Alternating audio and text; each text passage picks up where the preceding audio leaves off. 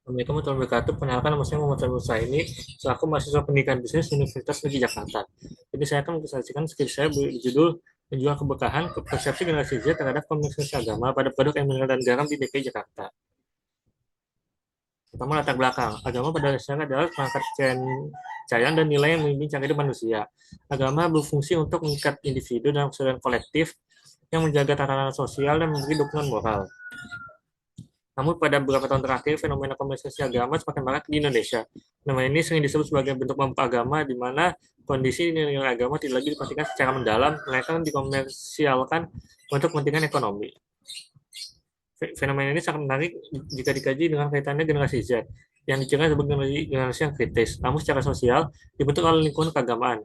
Menurut negara dikaji karena kebutuhan dasar ini telah bergeser makna menjadi simbol spiritual melalui klaim seperti air doa, air rupiah, dan garam yang dipercaya menangkal bala.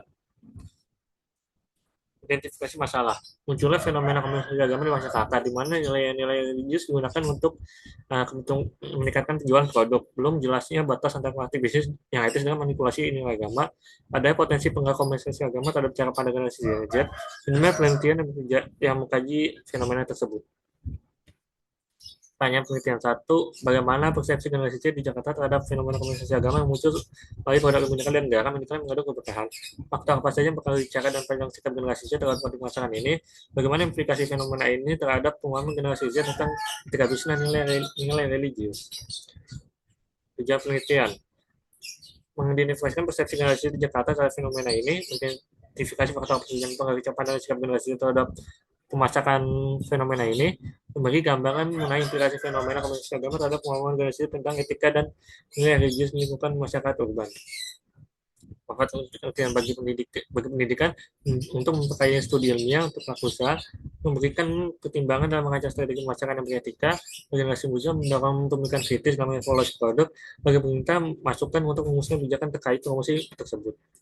Prinsip agama berfungsi sebagai nilai dasar yang bentuk cara individu berpikir, merasa, dan bertindak. Dalam konteks Indonesia, agama tertanam kuat dalam identitas sosial yang berfungsi sebagai pedoman moral dan kehidupan sehari-hari. Konsep keberkahan. Siap mendefinisikan berkah sebagai kebaikan yang luas dan abadi bersifat sementara. Berkah tidak terbatas pada aspek materi, tapi juga mencakup kedamaian batin. Dalam sosiologis, berkah yang dipahami sebagai konstruksi budaya yang melekat pada objek-objek tertentu. Komersialisasi agama. Komersialisasi agama sebagai transfer simbol nilai dan praktik keagamaan dalam dari ranah sakral ke ranah ekonomi, yang mana label seperti rupiah atau yang didoakan itu meningkatkan nilai yang dirasakan dan legitimasi spiritual.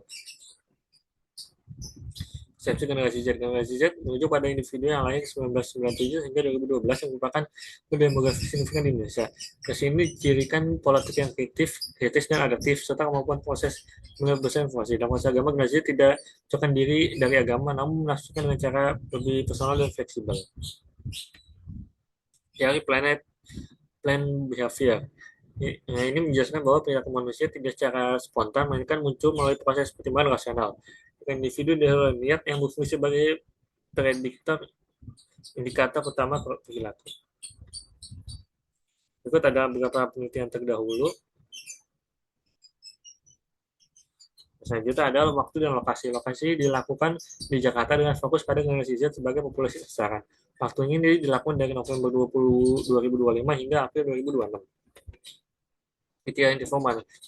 Kategori generasi Z berdomisili atau aktif berkegiatan di Jakarta, pernah berinteraksi dengan produk religius, aktif menggunakan media sosial, bersedia meluangkan waktu untuk diwawancarai. Jadi pengumpulan data pertama ada observatif, wawancara, lalu dokumentasi. Jadi validitas dan reliabilitas sama ada credibility, transferability, dependability, dan confirmability. Jadi analisis data. Pertama ada kondensasi, penyajian data, penyajian kesimpulan, dan verifikasi. Jadi ini adalah udah termasuk dalam hasil yang mana deskripsi informan ini saya mendapatkan 6 informan generasi Z di Jakarta. Teknik pemilihan informan menggunakan progressive sampling, kriteria berupa generasi Z, dan latar belakang informan itu beragam. Berikut adalah hasil saya menggunakan aplikasi Atos TI. Nah, utama ini untuk kode keseluruhannya itu menjual keberkahan. Terus generasi ini fenomena menjual kebijakan dipahami sih oleh informan sebagai praktik pemacaran yang memanfaatkan nilai simbol dan narasi keagamaan untuk memberikan daya tarik khusus pada produk Amerika negara. Dari semua cewek jenis ini yang bersifat tidak unggul, melainkan berada dalam spektrum antara penerimaan, keraguan, hingga penolakan.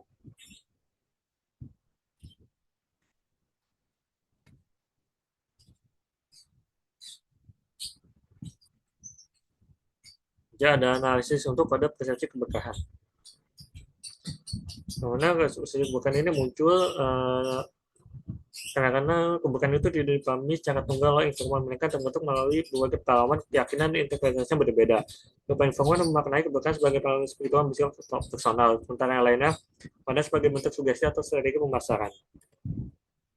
Tidak ada ketidakpercayaan terhadap klaim doa, tidak ada skeptisme generasi Z. Ini menggambarkan kecenderungan generasi Z untuk bersikap lebih kritis dalam menerima berbagai klaim agama, termasuk klaim keberkahan yang dikatakan pada produk ilmiah dan garam. Ini menunjukkan bahwa skeptisme itu tidak muncul sebagai bentuk penolakan, melainkan sebagai hasil perubahan pola pikir dipengaruhi oleh akses informasi yang semakin luas. Jadi ada pengaruh tokoh agama, yang mana persepsi generasi Z ini dipengaruhi oleh bahwa tokoh agama itu masih memiliki posisi yang cukup penting untuk kepercayaan masyarakat, terutama ketika tokoh tersebut dianggap memiliki kredibilitas dan pemahaman agama yang lebih baik.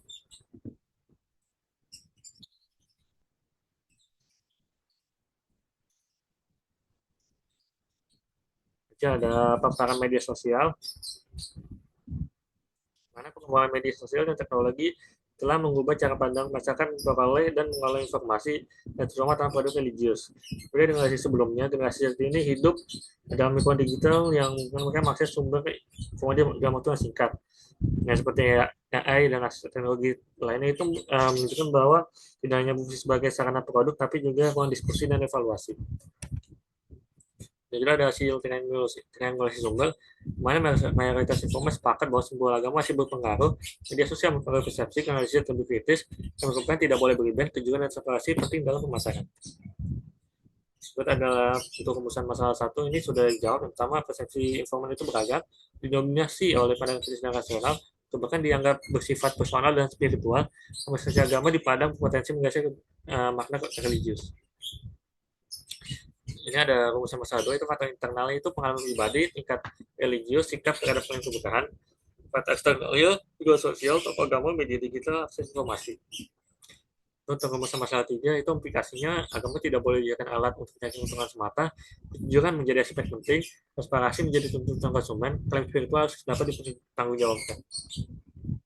Kesimpulannya, garis Z memiliki persepsi yang beragam, faktor mempengaruhi persepsi meliputi religiusitas, pengalaman lingkungan sosial, tokoh agama, dan media sosial. Dan di sini cenderung kritis terhadap penggunaan simbol agama dalam pemasaran, komunikasi agama dapat menggeser makna religius, etika bisnis tanpa juga menjadi perhatian utama generasi Z. Implikasi bagi pelaku usaha, pentingnya menerapkan transparansi dan kejujuran. Bagi tokoh agama menunjukkan bahwa kredibilitas dan percaya masyarakat itu aset yang penting. Bagi masyarakat menjadi bahan refleksi untuk menyikapi fenomena tersebut. Bagi pemerintah masukan untuk menyusun kebijakan terkait praktik tersebut. Proses penelitian, tidak semua individu generasi Z memenuhi kriteria yang telah ditetapkan, dan semua calon informasi mampu menyampaikan pandangan dengan jelas.